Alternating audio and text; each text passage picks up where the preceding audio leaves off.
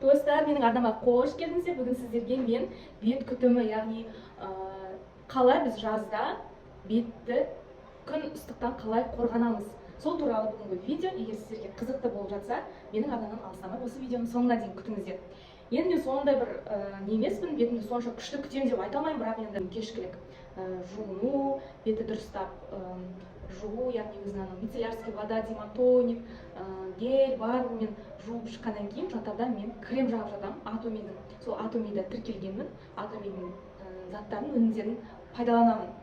Сол нелерді істеймін. Бірақ андай косметологқа барған емеспін. Косметологқа барып мына жерлерімді тарттырған да емеспін. Әжімдерімді бүйтіп келтіріп, әжім бар, енді менің жасым 30-дан асты, 35-ке келіп қалды. Мен ойлаймын, әжім ол бәрі болады, бірақ біз күннен қорғанып жүруіміз керек. Ал күннен қорғанымыз үшін не істеуіміз керек? Біреулер ойлайды, что күннен біз наоборот энергия аламыз, дұрыс, D3 витамины, дұрыс, бірақ күннен біз бетімізді қорғап жүруіміз керек. Өйткені бетімізге біздің күннен әжім түседі екен. Күннен әжім түседі және желден әжім түседі екен. Не істейміз? Ол үшін әрине біз қорғанып жүруіміз керек. Күннен қорғануымыз керек. Яғни ол таңғы 10-11-ден басталып, кешкі 6-ға дейін біз күннен қорғанып жүруіміз керек. Ол бірінші.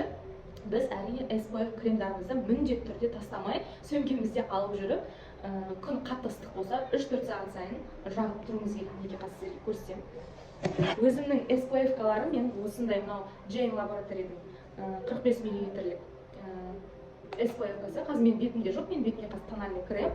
Ал негізі бұны жақсаңыз, бұл тональный эффект береді, бетіңіз жылтырап тұрады, бетіңіз бітіріп тартып тұра ма, сондай эффекті бар. Ақтүсті, өте сондай ыңғайлы, осылай ашылады. Ашасың, мінекей мынандай ақ түсті. Қараңыздар, ақ түсті. Және кожама жағып көрсетейін. Тез сіңіп кетіп, тез қалып тастау керек. Сосын жаба салады. Иісі бар, бірақ иісі шөптердің иісі. Приятный иіс, бірақ бетіңізде прям күшті тұрады, тартып тұра ма бетіңіз. Мен просто қазір тональный крем алып, өйткені видео түсіремін. Бұны мен сондай, бұл SPF кремді мен далада ұзақ уақыт жүрсем, базарға барсам, бір жаққа шықсам, ұзақ уақытқа шыққанда жағамын. Мынаны мен просто бұл атомидікі осының алдында пайдаландым. Осы SPF-ка, бұл SPF-ка 17 мың солай тұрады. Мыналар енді арзан 3,5 теңге, тоже SPF 50+. Бұны мен жай күнделікті далаға шыққан кезде желден қорғануға, жай күнде де, ыстық күнде де, салқын күнде де пайдалана беремін. Бұл да жақсы, негізі бұнда да тональный әсер бар. Енді мен ойлаймын, бір SPF-каның бір ерекшелігі жоқ. Қандай компанияның SPF-касын пайдалансаңыздар да бәрібір, бірақ сіздер әрқашанда SPF-каны ұмытпай жүріңіздер. Ешқашан тастамаңыздар. Біреулер айтады, тональный кремнен кейін жағу керек дейді, біреулер тональный кремнің астынан жағады дейді. Мен білмеймін. Мен ең астынан жағам, сосын үстіне тональный крем жақпауға тырысамын. Өйткені күн ыстықтау бәрі ағып кетеді ғой бәрібірде. Өте көп ұзақ уақыт күнде жүрсем, тағыдан жағып аламын үстіне, өйткені оның әсері кетіп қалуы мүмкін. Енді күннен солай қорғанамыз бірінші кезекте, кейін екінші кезекте басымызға кепка киеміз, немесе шляпа киеміз, міндетті түрде оны тастамаймыз, және көзімізге очки киеміз, және маска тағып алып жүру керек. Енді маскамен жүре алмайсың ғой. Қытайда, мысалы, Қытай, Кореяның қыздардың беттері тап-таза әппақ, олар прям беттері күшті кетеді. Олардың күту, енді несін қараймын тоже ютубтан, неден, инстаграмнан, олар оказывается күнге вообще қыздырылмайды екен, күнге вообще шықпайды екен, күннен барынша қорғап жүреді екен. Әдейі арнаған жаңағындай өздерінің беттерін жауып жүретін, көздері ғана ашық тұрады, бүйтіп оған очки киіп аласың. Сондай жүретін киімдер бар екен, күн ыстықта сөйтіп жүреді екен. Мен негізі далада көп ұзақ уақыт жаяу жүріп жүрмін, таңертеңгі уақытта, ол кезде күн шықпайды, бірақ та жаңағы киімді киіп аламын, арнайы Қытайдан алдырттым. Егер де бір далада ұзақ жүріп қалсам, немесе базарға барып қалсам, жаңағы киімді киіп аламын деп, ол қазір сіздерге көрсетемін. Енді алдында мен прямой эфирға шығып осыны көрсеткен болатын. Қытайдан келген кезде заказбен алдыртқанда, осындай ол өзінің мына жерде даже саусақтарында да күнге кигізбеуге көмектеседі, және ол бар еще басында кепкасы болған, мына жерінде мен оны алып тастадым. Және де осында мына жерде несі болған, мен оны алып тастадым, өзімнің кепкамды киемін деп. Қараңыздар, енді мына жерде еще бір несі бар, шашыңызды алып шығуға, шашыңызды сыртқа шығарып қоюға болады. И осындай басыма кепка киіп аламын, міндетті түрде, және очки киіп аламын да, қалада жүргенде осылай жүремін. Және мынандай қараңыздар, бір несі маска бар.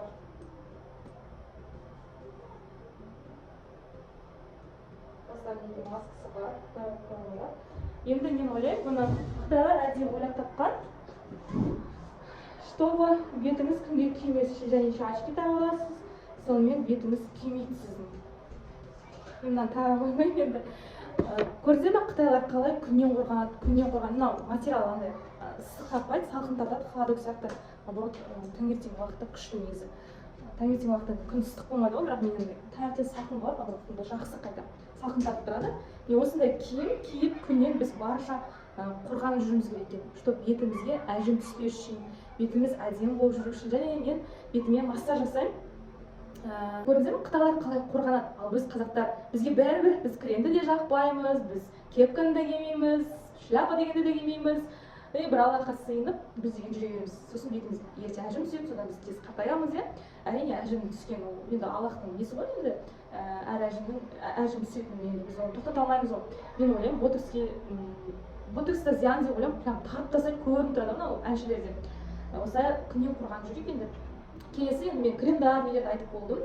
Енді мен келесі ол күннен бетімізді қорғау үшін, бетімізге әжім түспес үшін, әрине ол дұрыс тамақтану, яғни правильный питание, жеміс-жидектер, шөп-шалаңдар жеу керек. Әрине сосын күніне 2-2,5 литр су ішу. Су ішкен кезде бетімізде, денемізде, терімізде суының несі ашылады екен. Жаңағы көп су ішу үшін, негізі организмге көп су ішкен ол өте сондай пайдалы, барлық органдарға пайдалы. Даже көп су ішсеңіз, кожаңыз, теріңіз де бүтілі жұмсақ, тарылмай, тарылтпай, нетіп тұрады ғой, жұмсақ болып тұрады. Бүтіл влажность бар, сондай болып тұрады, бетке де сол керек екен. Бетімізді әрқашан, мысалы, таңертең де, кешке де, түнде жатарда крем жағып жатуымыз керек. Өйткені ол әжім түсуден қорғайды екен. Жаңағы крем бетте әжім, жаңағы влажность дейді ғой, сулы болып тұру керек, майлы болып тұру керек бетіміз. Сол себептен біз түнгі крем жағып жатуымыз керек. Ал біз жақпаймыз, и деп жүре береміз. Міне күннен қорғану үшін сіздерге осы бір әдістерімді көрсеттім. Әрқашанда республикаларыңызды жағып жүріңіздер, бастарыңызға кепка, шляпаларыңызды тағып жүріңіздер. Мынандай киім болмаса, барынша қазір еще мынандай қолға тағатын, қол күнге күйіп кетпесін, қап-қара күнге күйіп кетеді ғой, күйіп кетпесін деп мынандай перчаткаларды шығарған ұзын рульда отыратын адамдар киіп алады, немесе полияда жүрген ағаларымыз, апаларымыз киіп жүреді, былай да киіп жүргендер бар қазір. Сол үшін мен ойлаймын, солай күннен қорғанып жүрейік барынша. D3 витаминін әрине қабылдап жүрейік. D3 витамині әр адамға керек. Ол керек демесеңіз де D3 витаминін ешқашан тастамаңыздар. Аптекадан, дәріханалардан сатып алып, қабылдап жүріңіздер, өздеріңізді күтіп жүріңіздер. Және күн ыстықта, Шымкент чатта зонтикпен жүрген әйелдер, апалар, зонтикті де тастамаңыздар, күннен қорғайды барынша. Мен бұрын ойлайтын, күннен мысалы басымызға кепканы сол, басымыз ауырмасын деп киеміз деп, басымызға күн өтпесін деп, тек сол үшін ғана киеміз деп ойлайтынбыз. Ал қазір мен ойым өзгерді, яғни ол бетімізге күн түспесін, бетімізге күн түскен сайын бізде әжімдер көп пайда болады. Рысы, оларды айта алмайды, әжімдер содан пайда болады деп. Мен соны естіп, қазір барынша далаға күнге шыққанда күннен қашып жүретін болдым. Бетімізді күннен барынша қорғап жүрейік. Мені соңына дейін тыңдағандарыңызға рахмет. Арнама жазылып қойыңыздар, мені алыстамаңыздар, жаңадан видео күтіңіздер. Сау болыңыздар.